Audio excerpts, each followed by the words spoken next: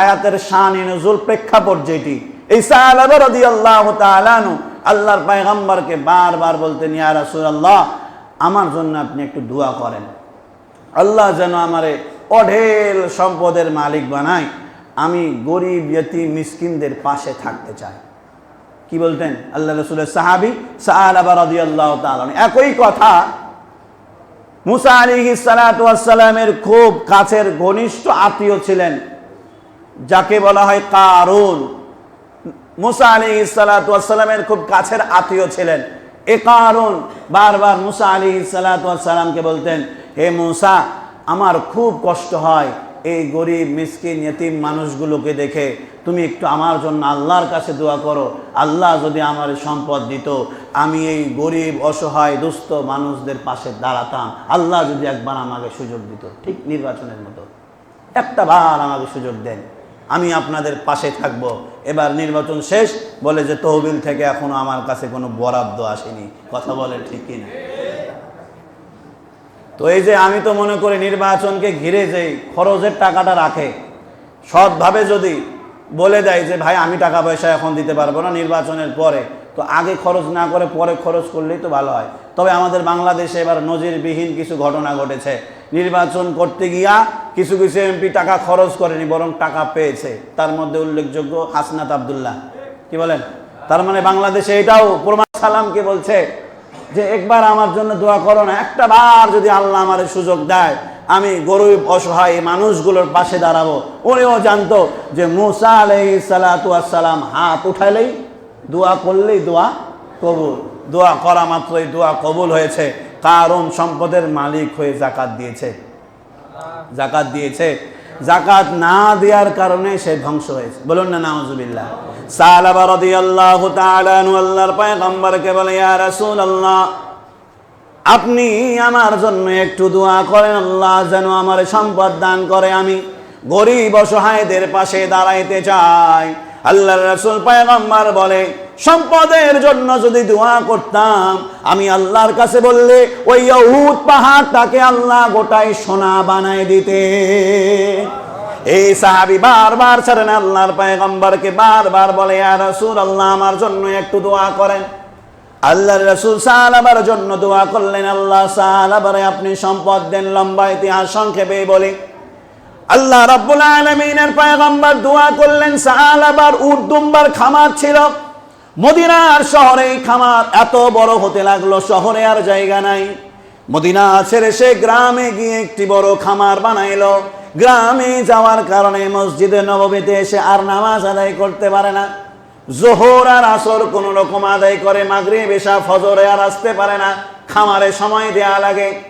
এইভাবে কয়েকদিন যেতে যেতে খামার আস্তে আস্তে আরো বড় হতে আরম্ভ করলো। কেন? দোয়া করেছেন কে? আল্লাহর পয়গম্বর দোয়া করেছে, সাহাবারে আপনি সম্পদ দেন, আল্লাহ দিতেই আছে। কয়েকদিন হয়ে গেল, সাহাবা এবার কোনো ওয়াক্তে আসে, কোনো ওয়াক্তে আসে না। কয়েকদিন যাওয়ার পরে দেখা গেল সাহাবা জুমার নামাজও পড়তে আসে না। আল্লাহর পয়গম্বর জিজ্ঞেস করলেন, কি ব্যাপার, আমার সাহাবা কোথায়? সাহাবা ইকরাম বললেন, ইয়া রাসূলুল্লাহ, আপনার সাহাবা আগে তাও আসতো, এখন জুমাতেও দেখতে পাওয়া যায় না। আমরা জানি না যে এখন সে নামাজ পড়ে কি পড়ে না। আল্লাহ রাসূল সাল্লাল্লাহু আলাইহি ওয়াসাল্লাম ঘোষণা করলেন, আল্লাহ সাহাবারে সম্পদ দিয়েছে, অতএব কয়েকজন সাহাবীরে বললেন, তোমরা গিয়া তার কাছ থেকে যাকাতের মাল নিয়ে আস। সাহাবা ইকরামদের কাছে আল্লাহর রাসূল একটা লিস্ট দিলেন। সাহাবা ইকরাম অন্যান্য সাহাবীদের কাছে গেলেন, যারা বড় বড় ব্যবসায়িক ছিল, সবাই যাকাত দিয়ে দিল। সাহাবার কাছে যখন গিয়েছে, সাহাবাকে গিয়ে সাহাবী বলে, ও সাহাবা, আল্লাহর রাসূল বলেছেন তোমার মালের এতটুকু যাকাত দেয়া লাগবে। সাহাবা উত্তরে বলে, ও আল্লাহর রাসূলের সাহাবীরা, বড্ড কষ্ট করে এই সম্পদের মালিক হয়েছি, বড্ড কষ্ট করে এই বড় খামার বানাইছি। আল্লাহর রাসূল যেভাবে চার্জ দিয়ে দিয়েছে, মনে হচ্ছে আল্লাহর রাসূল আমার কাছ থেকে ট্যাক্স চায়। নাউজুবিল্লাহ বলবেন না? বলে এমন ভাবে দিয়েছে তো মনে হচ্ছে যে আল্লাহ রাসূল আমার কাছ থেকে ট্যাক্স চায়। আল্লাহ রাসূল এমন ভাবে আমার কাছে তালিকা দিয়েছে যে অমুসলিমরা যেমন আমাদের দেশে থাকলে ট্যাক্স দেওয়া লাগবে, জিজিয়া দেওয়া লাগবে। এটা তো আমার কাছে কেন জানি মনে হয় যে আল্লাহর রাস্তায় সদকা না, এটা কেন জানি আমার মনে হচ্ছে যে আমার কাছ থেকে জোর করে ট্যাক্স নেওয়া হচ্ছে। সাহাবায়ে কেরাম আল্লাহর রাসূলকে এসে বললেন পুরো ঘটনা। আল্লাহ রাব্বুল আলামিন সূরা তাওবার 75-76 নাম্বার আয়াত নাযিল করলেন। আল্লাহ রাব্বুল আলামিন বললেন, ওয়া মিনহুম মান আহাদাল্লাহা লাইন আতানা মিন ফাদলিহি লানাসাদ্দাকান্না ওয়া লানাকুনান্না মিনাস সালিহিন ফালাম্মা আতাহুম মিন ফাদলিহি বাখিলু মিন। আল্লাহ রাব্বুল আলামিন বলে, হে পয়গম্বর, দুনিয়ায় কিছু এমন মানুষ রয়েছে যারা আমার কাছে বারবার বলে, আল্লাহ আমারে সম্পদ দাও, আমারে সম্পদ দাও, আমারে সম্পদ দাও। আমি আল্লাহ রাব্বুল আলামিন তাদের দোয়া কবুল কইরা আমি আল্লাহ যখন তাদেরকে সম্পদ দিয়েছি, তারা তখন বলে ফালাম্মা আতাহুম মিন ফাদলিহি বাখিলু মিন। সম্পদ পেয়ে যাওয়ার পরে তারা বখিল হয়ে যায়। সাহাবার ব্যাপারে এই আয়াত নাজিল হয়েছে। ওই মজলিসে সাহাবার মামা বসেছিল। মামা গিয়ে সাহাবারে ডাক দিয়ে বলেন, সাহাবা, এখনো সময় আছে, গোটা পৃথিবীর মানুষ কিয়ামত পর্যন্ত তোমার এই নাফরমানির ব্যাপারে জানবে। তোমার মাল ছিল না, আল্লাহ তোমারে মালের মালিক বানাইছে। তুমি যাকাত দিতে অস্বীকার করেছ, আল্লাহর রাস্তায় খরচ করতে অস্বীকার করেছ।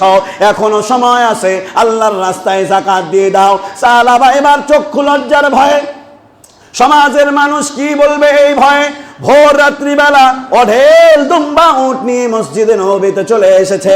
আল্লাহর রাসূল মসজিদে নববীতে ফজরের নামাজ শেষ করে দেখে, কি রে, এতগুলো উট দুম্বা এই জায়গায় কি করে? সাহাবা বলে, ইয়া রাসূলুল্লাহ, আমি যাকাত নিয়ে এসেছি। আল্লাহর রাসূল বলে, রে সাহাবা, এই যাকাত আল্লাহকে দেখানোর জন্য নয়, এই যাকাত মানুষের ভয়ে, মানুষের চক্ষু লজ্জার ভয়ে, মানুষ কি বলবে এই ভয়ে তুমি যাকাত নিয়ে এসেছো। জিবরাইল আমার কাছে সংবাদ দিয়েছে তোমার যাকাত আল্লাহ কবুল করবে না। নাউজুবিল্লাহ বলবেন না? আমাদের সমাজে লোক দেখানো যাকাত আছে না নাই?